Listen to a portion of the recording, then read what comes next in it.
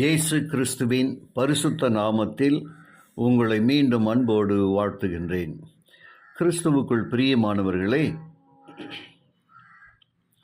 அவள் கர்ப்பவதியாயிருந்து பிரசவ வேதனை அடைந்து பிள்ளை பெறும்படி வருத்தப்பட்டு அலறினாள் என்று இந்த வசனத்தில் பெண்ணின் பிரசவ வேதனை பற்றி யோசித்து பாருங்கள். பிரசவ வேதனை அடைதல் என்பதற்கான கிராசோ என்னும் கிரேக்க வார்த்தைக்கு பழி வாங்குவதற்காக அழுதல் அல்லது ஜெபித்தல் என்று அர்த்தமென ஒரு வேதாகம அகராதி சொல்லுகிறது. இதே வார்த்தையை வெளிப்படுத்தல் 6ஆம் அதிகாரம்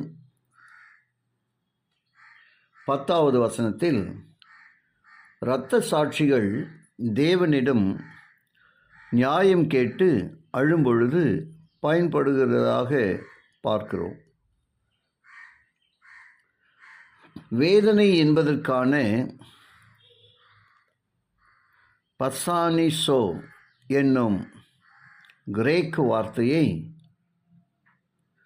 உபத்திரவமடைதல் என்னும் மொழிபெயர்க்கலாம். வேதாகமத்தில் இந்த வார்த்தை வருகிற பெரும்பாலான இடங்களில் விசுவாசிகளை தண்டித்தல், விசாரித்தல், உபத்திரவப்படுத்துதல் என்னும் அர்த்தத்தில் வருகிறது. அந்த பெண்ணின் வேதனையின் கூக்குரல்களுக்கெல்லாம் சாத்தானே காரணம். ஆனால் சாத்தான் என்பவன் எவ்வளவுதான் முயற்சித்தாலும் தேவ வார்த்தை நிறைவேறுவதை அவனால் தடுக்கவே முடியவில்லை. கர்த்தராகிய இயேசுவே கிறிஸ்துவுக்கும் சாத்தானுக்கும் இடையே நடக்கிற மாபெரும் போராட்டத்தை வெளிப்படுத்துதல் திரைவிளக்கி காட்டுவது போல சாத்தானுடைய தாக்குதல்களை தாங்குவதற்கு உமது கவசத்தை அணிந்து கொள்ள எங்களுக்கு உதவும். ஆமேன். நாம் ஒவ்வொரு நாளும் ஆண்டவருடைய வார்த்தையை வாசிக்கின்ற பொழுதெல்லாம் தேவனிடத்தில் நாம் அதற்காக நன்றி சொல்லி பிரார்த்திக்க வேண்டும்.